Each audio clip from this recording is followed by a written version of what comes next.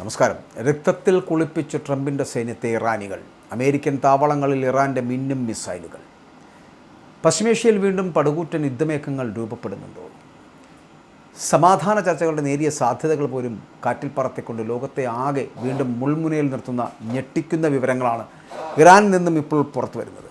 ഇറാൻ്റെ Islamic revolutionary guard corps പുറത്തുവിട്ട ഏറ്റവും പുതിയ പ്രസ്താവന അന്താരാഷ്ട്ര സമൂഹത്തിൻ്റെ ഉറക്കം കെടുത്തുന്നതാണ്. ജോർദാനിലെ അതീവ സുരക്ഷിതമായുള്ള അമേരിക്കൻ വ്യോമതാവളത്തിനും US സെൻട്രൽ കമാൻഡിൻ്റെ നിർണായകമായുള്ള സൈനിക കേന്ദ്രങ്ങൾക്ക് നേരെ തങ്ങൾ ശക്തമായിട്ടുള്ള ബാലിസ്റ്റിക് മിസൈൽ ആക്രമണം അഴിച്ചുവിട്ടുവെന്നാണ് IRGC തറപ്പിച്ചു പറയുന്നത്. വെറുമൊരു സൈനിക നീക്കത്തിനപ്പുറം അമേരിക്കയ്ക്കും സഖ്യകക്ഷികൾക്കുമുള്ള ഇറാൻ്റെ കടുത്ത രാഷ്ട്രീയ മുന്നറിയിപ്പ് കൂടിയാണ് ഈ ആക്രമണം കൊണ്ട് വിലയിരുത്തപ്പെടുന്നത്. ഇതിനു പുറമെ ലോകവ്യാപാരത്തിൻ്റെ ജീവനാഡിയായിട്ടുള്ള ഹോർമൂസ് കടലിടുക്കിലൂടെ സഞ്ചരിച്ച് 3 ഭീമൻ എണ്ണ ടാങ്കറുകൾ തടഞ്ഞുവെച്ചു എന്ന പ്രഖ്യാപനം കൂടി പുറത്തു വന്നതോടെ സ്ഥിതിഗതികൾ കൂടുതൽ സങ്കീർണമായിരിക്കുകയാണ്. എന്നാൽ ഇവിടെ ഈ അവകാശങ്ങൾ സ്ഥിരീകരിക്കപ്പെട്ടിട്ടില്ലാത്തതും അമേരിക്കയുടെ ഔദ്യോഗിക പ്രതികരണങ്ങൾ വ്യത്യസ്തമാക്കാനിടയുള്ളതും സ്ഥിതി കൂടുതൽ വഷളാക്കുന്നു എന്നുള്ളതാണ് യാഥാർത്ഥ്യം. ഇത് കേവലം വാക്കുകളുടെ പോരാട്ടമാണോ, അതോ ആഗോള സമ്പദ് വ്യവസ്ഥയെയും സൈന്യത്തെയും സമാധാനത്തെയും തകിടം മറിക്കുവാൻ പോകുന്ന മറ്റൊരു വലിയ യുദ്ധത്തിൻ്റെ തുടക്കമാകുമോ? ഈ ഉത്തരത്തിനായിട്ട് ശ്വാസം അടക്കി പിടിച്ചിരിക്കുകയാണ് ലോകം. ഇറാനിയൻ മാധ്യമമായിട്ടുള്ള പ്രസ് ടിവിയാണ് ഈ വാർത്തയടക്കം ആദ്യം പുറത്തുവിട്ടത് പോലും. IRGCയുടെ പ്രസ്താവന പ്രകാരം അമേരിക്കൻ സൈന്യം അവർ നടത്തിയതായി ആരോപിക്കുന്ന ആക്രമണങ്ങൾക്കും സാധാരണ ജനങ്ങളുടെയും കുട്ടികളുടെയും മരണത്തിനും മറുപടിയായാണ് ഈ സൈനിക നടപടി സ്വീകരിച്ചത് എന്നാണ് വിശദീകരണം വരുന്നത്. അപ്പോൾ ഇറാൻ്റെ എയറോസ്പേസ് ഫോഴ്സിലെ സേനാംഗങ്ങൾ നിരവധി ബാലിസ്റ്റിക് മിസൈലുകൾ പ്രയോഗിച്ചുവെന്നും അമേരിക്കൻ സൈനിക സാന്നിധ്യത്തിന് മുന്നിൽ അല്ലെങ്കിൽ ശക്തമായുള്ള മുന്നറിയിപ്പ് നൽകുകയാണ് ഈ നടപടികളുടെ ലക്ഷ്യമെന്നും സംഘടന അറിയിച്ചു കഴിഞ്ഞു. അപ്പോൾ ഇറാൻ്റെ പരമാധികാരത്തിനും ദേശീയ താൽപ്പര്യങ്ങൾക്കും എതിരായ നടപടികൾ തുടർന്നാൽ ശക്തമായിട്ടുള്ള തിരിച്ചടി നൽകുമെന്ന സന്ദേശം കൂടി ആ പ്രസ്താവനയിൽ ഉൾപ്പെടുത്തിയിരിക്കുന്നു. ഈ പ്രദേശത്തെ സംഘർഷം വെറും സൈനിക ഏറ്റുമുട്ടലിൽ ഒതുങ്ങുന്നതല്ല എന്നും അത് രാഷ്ട്രീയവും നയതന്ത്രപരവുമായിട്ടുള്ള തർക്കങ്ങളിലേക്ക് വ്യാപിപ്പിച്ചിരിക്കുകയാണ് എന്നും IRGCയുടെ പ്രസ്താവന സൂചിപ്പിക്കുന്നു. ഇറാനെതിരെ അമേരിക്കയും ഇസ്രായേലും ചേർന്ന് സമ്മർദ്ദ നയം തുടരുകയാണ് എന്നാണ് സംഘടനയുടെ ആരോപണം. അപ്പോൾ ഇത്തരത്തിലുള്ള നടപടികൾക്ക് മറുപടി നൽകാൻ ഇറാൻ മടിക്കില്ല എങ്കിലും ദേശീയ സുരക്ഷയുമായി ബന്ധപ്പെട്ട വർഷങ്ങളിൽ തങ്ങളുടെ യാതൊരു തരത്തിലുള്ള വിട്ടുവീഴ്ചയും ഇതിനകത്ത് തങ്ങളുടെ ഭാഗത്തുനിന്ന് ഉണ്ടാകില്ല എന്നുകൂടി അവർ ആവർത്തിക്കുകയാണ്. അപ്പോൾ പ്രസ്താവനയിൽ പ്രത്യേകമായിട്ട് പരാമർശിക്കപ്പെട്ട മറ്റൊരു വിഷയമാണ് അമേരിക്കൻ പ്രസിഡന്റ് ഡൊണാൾഡ് ട്രംപ് പ്രഖ്യാപിച്ച ഏകപക്ഷീയമായിട്ട് വെടിനിർത്തൽ.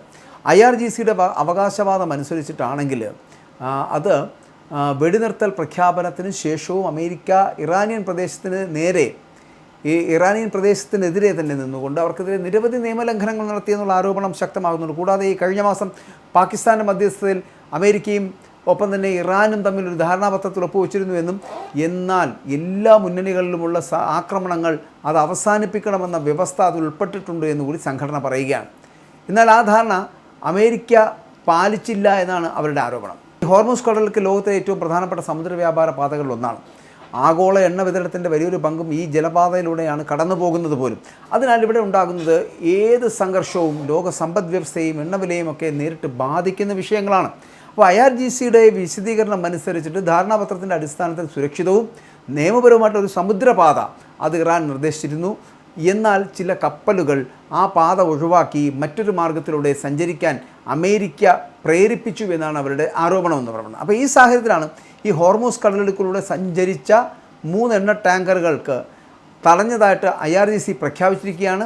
അവരുടെ മുന്നറിയിപ്പുകൾ അവഗണിച്ച് സുരക്ഷിതമല്ലാത്തതും നിയമവിരുദ്ധവും പാതയിലൂടെ കപ്പലുകൾ സഞ്ചരിച്ചു എന്നുമാണ് ഈ സംഘടനയുടെ വിശദീകരണം എന്ന് പറയപ്പെടുന്നത്.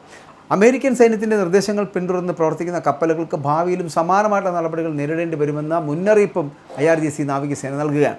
അപ്പോൾ ഇറാൻ തുടർച്ചയായിട്ട് ഉന്നയിക്കുന്ന പ്രധാന വാദം തങ്ങളുടെ സുരക്ഷയുമായിട്ട് ദേശീയ സുരക്ഷയ്ക്കും സമുദ്രാതിർത്തികൾക്കും മേൽ യാതൊരു വിദേശ ഇടപെടലും അനുവദിക്കില്ല എന്ന് പറയുന്നിടത്താണ്. അപ്പോൾ അതേസമയം അമേരിക്കയും സഖ്യകക്ഷികളും പശ്ചിമേഷ്യയിലെ തങ്ങളുടെ സൈനിക സാന്നിധ്യം പ്രാദേശിക സുരക്ഷ ഉറപ്പാക്കുന്നതിനും അന്താരാഷ്ട്ര കപ്പൽ ഗതാഗത സ്വാതന്ത്ര്യം സംരക്ഷിക്കുന്നതിനുമാണ് എന്നതാണ് നിലപാട്. ഈ അവകാശവാദങ്ങൾ ശരിവയ്ക്കപ്പെടുകയാണെങ്കിൽ പശ്ചിമേഷ്യയിലെ നിലവിലെ സംഘർഷം കൂടുതൽ ഗുരുതരമായിട്ടുള്ള ഘട്ടത്തിലേക്ക് കടക്കാൻ സാധ്യതയുണ്ട് എന്നുള്ള ആശങ്ക വരുന്നുണ്ട്. പ്രത്യേകിച്ച് ഈ ഹോർമൂസ് കടലിടുക്കിലെ സംഘർഷം രൂക്ഷമായാൽ ആഗോള എണ്ണ വിപണിയിലും ഒപ്പം തന്നെ ചരക്ക് ഗതാഗതത്തിലും വലിയ പ്രത്യാഘാതങ്ങൾ സൃഷ്ടിക്കപ്പെടും.